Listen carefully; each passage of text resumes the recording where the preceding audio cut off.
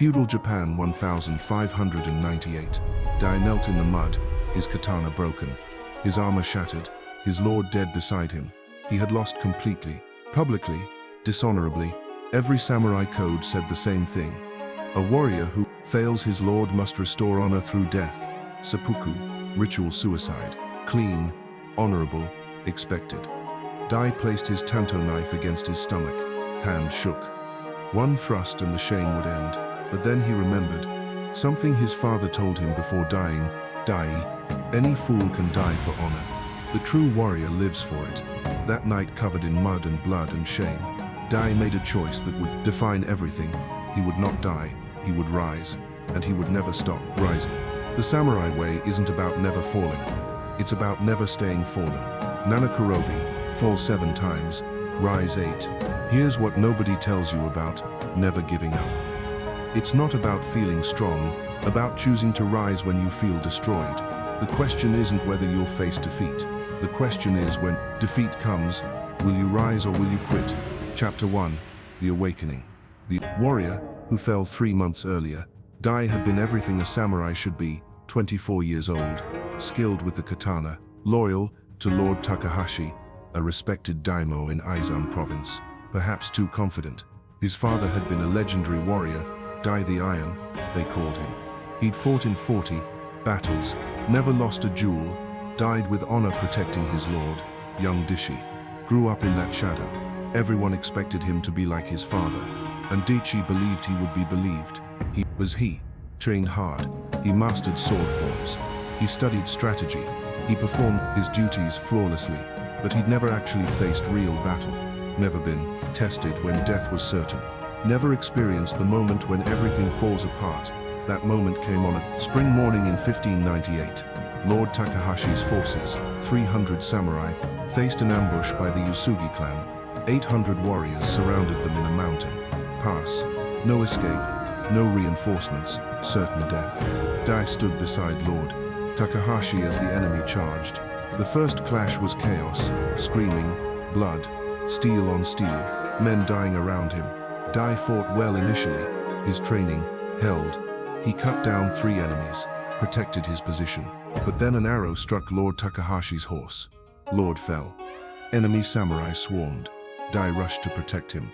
This was the moment his entire life had prepared him for. This was when he'd prove he was his father's son. He fought desperately. 4 enemies came at once. He blocked. 1 strike, dodged another. But the third caught his shoulder. Pain exploded. His katana slipped in his bloody grip. A massive warrior wearing the mon of the Usugi commander charged straight at Lord Takahashi. Dai jumped between them. Their blades clashed once, twice. The third strike shattered Dai's katana. The enemy warrior didn't hesitate. His blade found its mark not in Dai but in Lord Takahashi behind him. Dai heard his lord gasp, felt him fall. The enemy warrior kicked Dai aside, like garbage. Useless, he spat. The battle was over. Most of Takahashi's samurai were dead. The survivors, including Dai, were captured. Wasn't injured badly, just his shoulder. He'd live, and that was the worst part. He'd live with the shame of failing his lord, of being kicked aside, of being called useless. That night, the Yugi released the surviving samurai.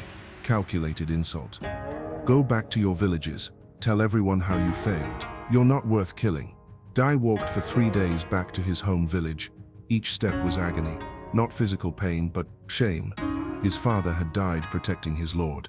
Dai had failed protecting his. When he reached home, his mother saw his face and understood immediately. Takahashi dead. I failed him. She was silent for a long moment. What will you do? The honorable thing, said Puku. His mother's face hardened.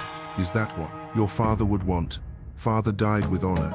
Your father died fighting, not running away through death. You think seppuku is honor, it's the easy way out, but I failed.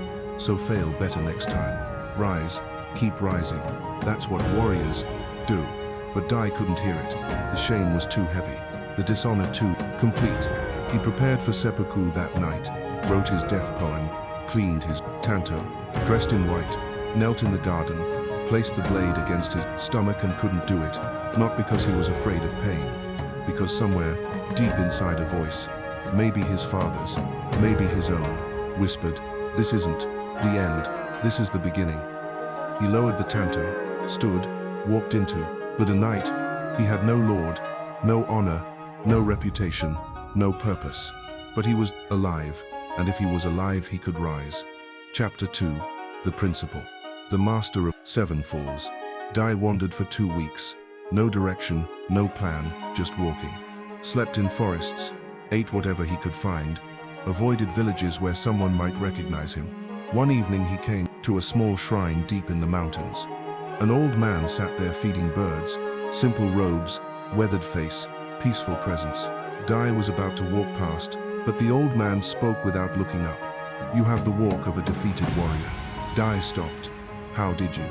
"I've seen many defeated warriors. Most take 2 paths, death or sake. You've chosen neither. Why?" "I don't know." "Sit." Dai sat. The old man finally looked at him. His eyes were sharp, penetrating. "Tell me what happened." Dai told the whole story. The battle, his lord's death, his failure, the shame, his almost seppuku. The old man listened without judgment. When Dai finished, he nodded slowly. "You know who I am?" "No, Oji-san. My name is Miyamoto.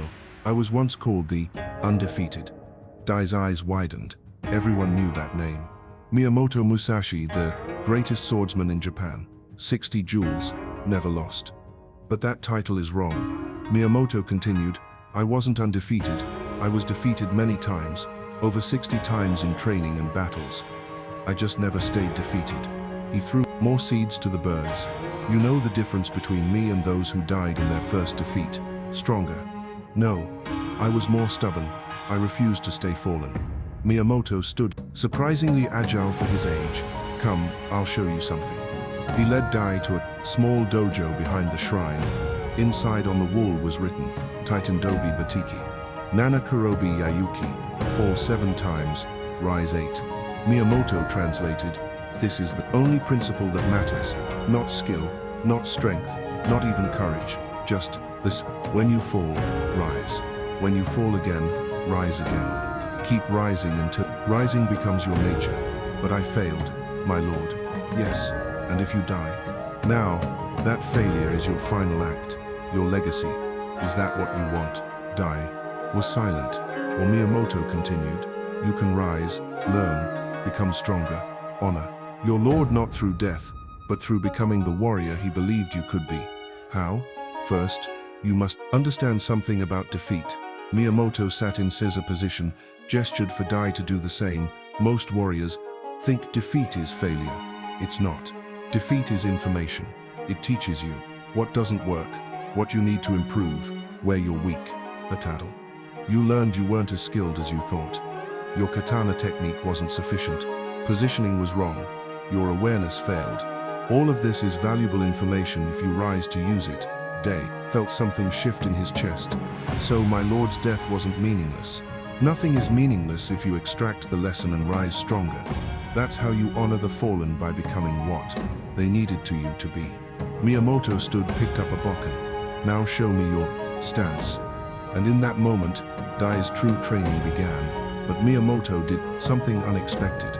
He looked at Dai with unusual intensity, then spoke as if addressing not just him, but an invisible audience beyond time itself. "You know, Dai, this path, your beginning, this way of rising after falling, it's not just yours. Throughout history, warriors have faced this same choice. Stay fallen or rise, in times you cannot imagine. In places far from here, men will face the same defeats you faced, the same shame, the same desire to quit." He gestured at the kanji on the wall. "Nana Kurobi Yaoki. These words aren't just for you, they're for every warrior who falls. And when you practice this, when you rise after falling, you join something ancient and eternal. A brotherhood of those who refuse to stay down." Miyamoto's voice took on a quality that made Dai feel as if the old master was speaking across centuries. "Feel this calling to rise, no matter how many times you fall. Then walk with us. Not just me, not just the warriors in this dojo, but all who choose this path across all time. The training is here. The way is clear. Join us in practicing this discipline." Dai bowed deeply, feeling the weight and honor of those words. When he rose, Miyamoto was already moving to the training ground as if nothing unusual had been said, but something had changed in Daichi. He no longer felt alone in his defeat. He felt part of something larger. Chapter 3. The Test. Training in Failure. Miyamoto's training was unlike anything Dai expected. Today, the master said on the first morning, "You will fight me, you will lose, and then we'll discuss why." They sparred. Dai was beaten in 15 seconds. Again, they sparred. 12 seconds. This time again. 10 seconds. Again, over and over. Dai lost every single time. After 20 consecutive defeats, he threw down his bokken in frustration. "I can't beat you." "Correct. Now pick up your sword and try again." "What's the point? You're too skilled." "The point," Miyamoto interrupted calmly, "is not beating me. The point is rising after defeat. You've fallen 20 times today. Each time you rise, that's the training. But I'm not improving. Improving at the only thing that matters. Continuing when you want to quit. That quality, that stubborn refusal to stay down is more valuable than any technique." He gestured for Dai to sit. "Let me tell you about my life. I'm called undefeated, but I lost over 60 training matches before I won my first duel. 60 defeats. Do you know what I learned from those 60 losses? That you weren't good enough. Know that I would rise 61 times if necessary, and 62 and 100. I learned that no defeat could make me quit. Once I learned that once rising became automatic, I became unstoppable. Not because I never lost again, but because losing couldn't stop me over the next weeks." Dai lost hundreds of training matches to Miyamoto, to other students, to young students half his age. Each loss burned, each defeat hurt his pride, cried. But something was changing. Slowly, almost imperceptibly. After the 100th defeat, Dai didn't get angry. Just rose, adjusted his stance, tried again. Started noticing what he did wrong. Small things, his footwork, his grip, his timing. After the 300th defeat, he started making small improvements. He lasted longer. His form improved. Opportunities. And after the 500th defeat, he won his first match against a younger student. Barely a victory, but a victory nonetheless. Miyamoto watched from the sidelines. When Dai bowed after winning, the master called him over. "Congratulations on your first victory." "Thank you, sensei. Now, let me tell you what you actually accomplished. You didn't just defeat that student. You defeated something much more dangerous. The part of yourself that wants to quit. You fell 500 times, and you rose 501. That is true victory." He placed his hand on Dai's shoulder.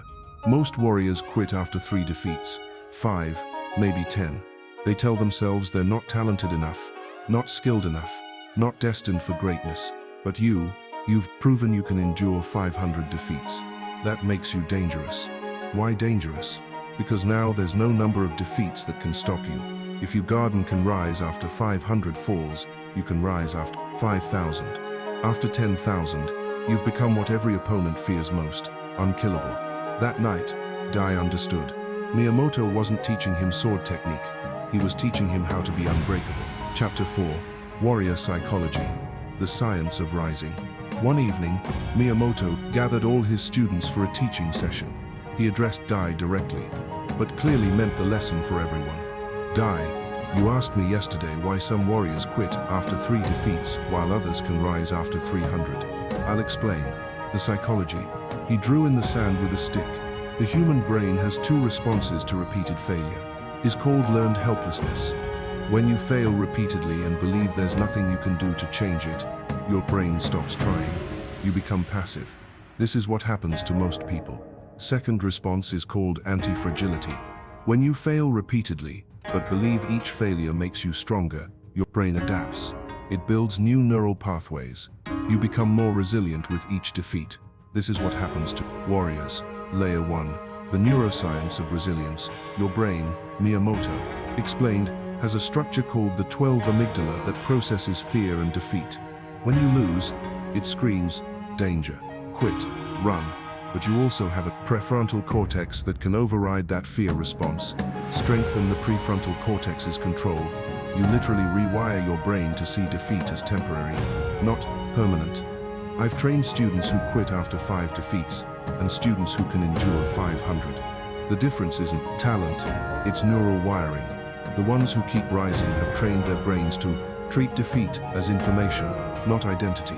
Layer 2, the Buddhist foundation. Buddhism teaches that suffering comes from attachment. Miyamoto continued, when you attach to victory, when you believe your worth depends on winning, every defeat destroys you. But when you detach from outcome and attach to process, when you find identity in rising rather than winning, defeat loses its power over you. The Buddha himself faced countless defeats before enlightenment. Demon of delusion attacked him repeatedly. Each time Buddha simply sat, unmoved, unshaken. That is the warrior way. Layer 3, the way of the phoenix. In Japanese tradition, Miyamoto said, we have the concept of Fushicho, the phoenix. It dies in flames and rises from ashes. This is the warrior spirit, Fusho no Kukuro, the phoenix heart. It's the quality that allows you to be completely destroyed and still rise, because the destruction didn't hurt, but because rising is your nature. Daiyu died that day on the battlefield. The old Daichi, arrogant, untested, weak, burned completely. And from those ashes, a new Dai is rising, stronger, humbler, unbreakable. Layer 4, the Hagakure. Wisdom. Miyamoto quoted from the Hagakure, the book of the samurai. The way of the samurai is found in death. When it comes to either or, there is only the quick choice of death. It is not particularly difficult. Be determined in advance. People misunderstand this. He explained it. Doesn't mean seek death. It means accept death so completely that you're free to live fully once you face the worst. True defeat, true shame, true failure, and risen anyway. Nothing can stop you. You've already died and come back. What else can the world do to you? Layer 5. Historical patterns. Look at history, Miyamoto said, listing names Dai barely recognized. Every great warrior faced catastrophic defeat before achieving mastery. Wisugi Kenshin lost his first 3 battles completely. Became one of the greatest generals in Japan. Tokugawa Ieyasu faced absolute defeat at Mikitagahara. Barely escaped with his life. Later unified all Japan. And me, I lost over 60 times before becoming undefeated. The pattern is clear. Warriors who never face defeat stay weak. Warriors who face defeat and quit remain broken. Warriors who face defeat and rise become legends, not because they're more talented, but because they refuse to stay fallen. Dai absorbed all of this. His repeated defeats weren't weakness. They were training. Each fall was teaching him to rise faster, stronger, more determined. Chapter 5. The first transformation, the jewel that changed everything. 6 months into training, a ronin named Tishi arrived at Miyamoto's shrine. Scarred, arrogant, old man, he called out. I've heard you train warriors here. Let me test one. If he can defeat me, I'll acknowledge your school. If not, your reputation is false. Miyamoto didn't react to the insult. Dai face him. Dai's heart sank. He'd improved, but this ronin looked deadly, experienced, dangerous. They bowed, drew back and began. Tishi was fast, brutal. His first strike nearly knocked Dai's sword from his hands. The second strike caught Dai's ribs. Pain exploded. Third strike swept Dai's legs. He fell. Tishi stood over him. Stay down, boy. You're not ready. And in that moment, Dai heard Miyamoto's voice in his mind. Fall 7 times, rise 8. He rose. Tishi looked surprised. You want more? They fought again. Dai lasted longer this time, but still fell. He rose. Again. Fell. Rose again. Fell. Rose. After the 7th fall, Tishi's expression had changed from arrogance to respect. You don't quit. Never. They fought an 8th time. Dai was exhausted, battered, but something had shifted. His body moved differently, calmer, more focused. He wasn't fighting to win. He was fighting because fighting was what he did. Rising was what he did. Rising was what he did. This time when Tishi struck, Dai didn't try to overpower him. He redirected, flowed, and found an opening. His Borken touched Tishi's throat. Light, controlled, definitive victory.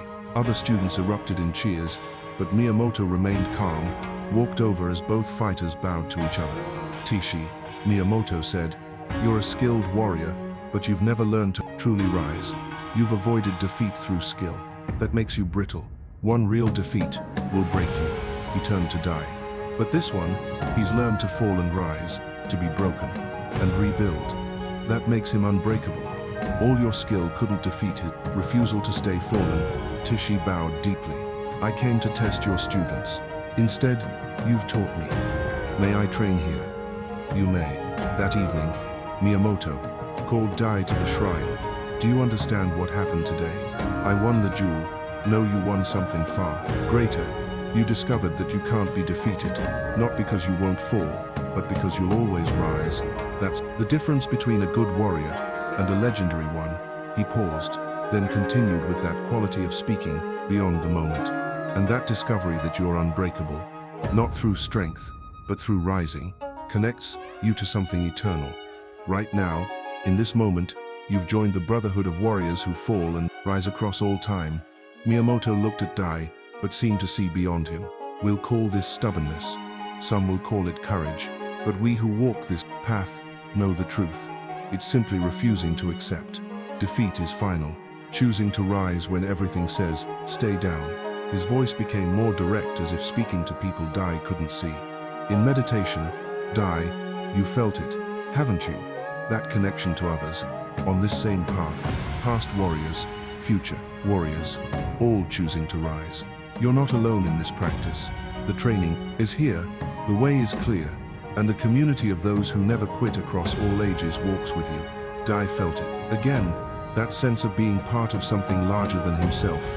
A lineage of warriors who understood that the true battle was internal, the choice to rise. Miyamoto smiled slightly. Good. Now, rest. Tomorrow, we train harder because you've proven you can rise after 7 falls. Now let's see how you handle 700. But rising after training defeats was one thing. Rising after real failure, after the world has crushed you completely. That was the ultimate test. And it was coming. Chapter 6. Deep Training Arc. The 7 Mountains. Miyamoto announced, your training here has taught you to rise after defeat in controlled circumstances. Now you need to learn to rise when everything is against you. You'll climb 7 mountains, 7 different challenges. If you quit any of them, you start over from Mountain 1. Mountain 1, the physical test. Dai carried a 40-pound stone to the summit of Mount He. 8 hours of climbing, legs burning, lungs screaming, the weight crushing his shoulders. Twice he set the stone down, ready to quit. Twice he remembered. Nana Kurobi Yayoki rise. He picked up the stone, continued, reached the summit. Mountain 2, the mental test. Miyamoto locked Dai in a dark meditation room for 3 days. No light, minimal food, just sitting, breathing, facing his own mind. The first day, Dai's mind raged, screamed, created 1,000 reasons why this was pointless, cruel, unnecessary. The second day, memories of his lord's death haunted him, the shame, the failure. He almost pounded on the door to escape, but he remembered, fall 7 times, rise 8. He sat through the mental agony, let it wash over him without running. By the third day, his mind quieted, found stillness beneath the chaos. Mountain 3, the social test. Miyamoto sent Dai back to his home village where everyone knew of his failure, where shame waited in every glance, every whispered conversation. The first person who recognized him looked away. The second said, loud, enough to hear, the one who failed Lord Takahashi. Every interaction was a small death, every moment an invitation to quit, to leave, to hide. But Dai stayed, walked through the village with his head up, met the stairs, absorbed the shame without defending himself, not because it didn't hurt, because rising meant facing what hurt. Mountain 4, the skill test. Dai challenged 10 different sword masters in friendly duels, lost 9 of them badly. Each loss was a test. Would he quit trying to improve?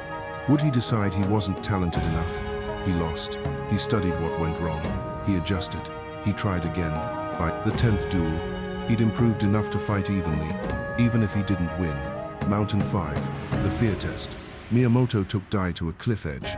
Jump, below, was a river deep enough to survive the fall, but the height was terrifying. This is about facing fear of death, Miyamoto explained. If you can jump, knowing you might die, you prove death doesn't control you. Dai stood at the edge, his body refused. Every instinct screamed, No, he jumped anyway. The fall felt eternal. The impact knocked the breath from him, but he survived, swam to shore, climbed back up again. Miyamoto said he jumped 7 more times. By the 8th jump, the fear remained but didn't control him. Mountain 6, the patience test. Spent 30 days doing one thing, polishing a sword, not his own, Miyamoto's, hour after hour, day after day, repetitive, boring, seemingly pointless. His mind rebelled. This isn't training, this is wasting time. But he continued. Slowly he understood. This was training in persistence when there's no visible progress, in continuing when you can't see results, in rising day after day when nothing seems to change. Mountain 7, the purpose test. Miyamoto gave Dai a choice. You can leave now. You've completed 6 mountains. You're significantly stronger than when you arrived. You could go live a peaceful life, or you can climb the 7th mountain, the hardest, the one that will break you before it rebuilds you. Is it? Face the warrior who killed your lord. Dai's blood went cold. The Usugi commander. Yes. Not to kill him, to thank him, thank him, thank him, for teaching you that you weren't ready, for breaking the arrogant boy so a true warrior could emerge. If you can face him and feel gratitude instead of hatred, you'll have mastered rising. This was impossible. Every fiber of Dai's being wanted revenge, wanted justice, wanted that warrior to pay. He understood. This was the final test. Could he rise above even his desire for vengeance? Chapter 7. The final confrontation. Facing the past. Dai traveled for 2 weeks to find the Usugi commander, a man named Yamada. He expected to find a monster. Instead, he found an aging samurai tending a small farm. Yamada saw Dai approaching, recognized the mon on his clothing. His hand moved to his sword. I'm not here to fight, Dai said, bowing deeply. Then why are you here? To thank you. Yamada's face showed confusion. Thank me. I killed your lord. Yes. And in doing so, you killed the weak version of me, the arrogant boy who thought he was a warrior, but had never been tested. Showed me I wasn't ready. That gift, painful as it was, began my true training. Yamada studied him for a long moment. Most men would come for revenge. I did want revenge for many months, but my master taught me that revenge is the desire of someone still broken. I'm no longer broken. I've been shattered and rebuilt 7 times, each time stronger. Who is your master? Miyamoto Musashi. Yamada's eyes widened. The undefeated one trains you. The one who rose after 60 defeats trains me, and he taught me that the measure of a warrior isn't avoiding failure, it's rising after failure. Yamada set down his farming tools, sat, gestured for Dai to sit, as well. Your Lord Takahashi was a good man. I regret his death was necessary. It was war. You honored him by fighting, well. And you honored me by not killing me, though. You could have. Why didn't I kill you? Because you saw what I couldn't, that I had potential. But it needed breaking first. You kicked me aside and called me useless, because I was useless, not permanently, but in that moment, I needed to hear that truth. Yamada smiled slightly. You've changed dramatically from the boy I faced. I've fallen 700 times since then, and risen 701. They talked for hours. Yamada shared his own story, how he'd faced crushing defeat as a young warrior, had almost quit, but chose to rise, how that choice defined everything after. You and I, Yamada said, as the sun set, we're the same warriors who learned that true strength isn't avoiding the fall, it's the rise after. Dai bowed deeply. Thank you, Yamada-san, for the lesson, painful as it was, and thank you, Dai-san, for showing me that the boy I defeated became the warrior I respect. As Dai walked away, he felt something lift. The last weight of shame, the final ghost of his old self.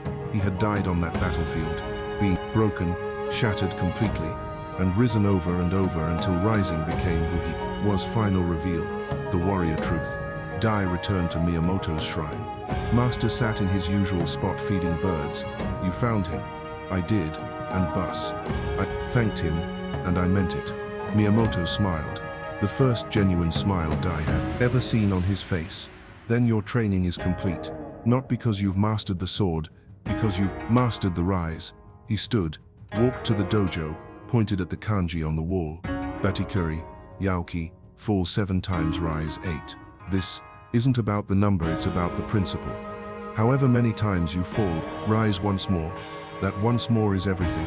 Most people continued quit after their first real defeat. They decide they're not talented enough, not strong enough, not destined for greatness. They let one fall define them, but you've learned the secret. Defeat only defines you if you stay. Fallen if you rise. Defeat becomes your teacher, your forge, the fire that makes you stronger. He looked directly at Dai. Here's the truth warriors know, but civilians don't. Strength isn't about never falling. Everyone falls. Strongest warriors are simply those who've mastered the art of rising. Your father, Dai, the Iron, wasn't called that because he never fell. He was called that because he always rose. He faced crushing defeats before you were born. Lost battles, failed missions, made mistakes, but he rose every time. That's what made him legendary, and now you're becoming the same.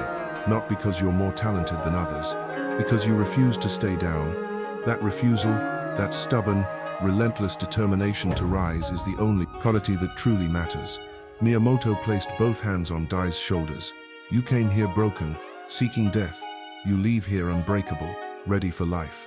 That transformation, from fallen to rising, is the warrior's greatest achievement. Every defeat you face from now on, you'll know this isn't the end. This is just another fall before another.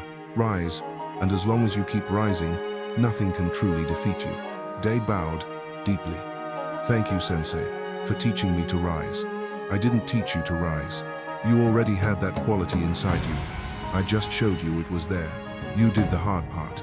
You chose to rise 700 times when quitting would have been easier. That evening, Dai sat alone in the meditation hall, looking at those kanji Nanakurobi Yaoki, and understood completely the warrior's way isn't avoiding failure. It's making failure irrelevant by always rising. Victory isn't never falling. Victory is never staying fallen. Strength isn't being unbreakable. Strength is breaking and rebuilding yourself stronger each time. Honor isn't avoiding defeat. Honor is facing defeat with dignity and rising anyway. The world will knock you down, life will crush you. Battles will be lost. Lords will die, dreams will shatter. But none of that matters if you rise. Fall 7 times, rise 8.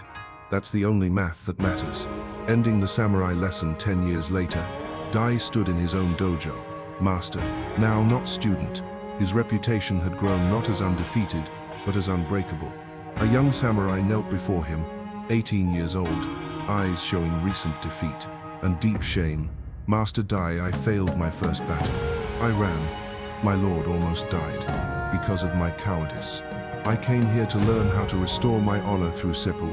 Dai looked at this young man, saw himself a decade ago broken, ashamed, ready to quit through death. Stand up, Dai said gently.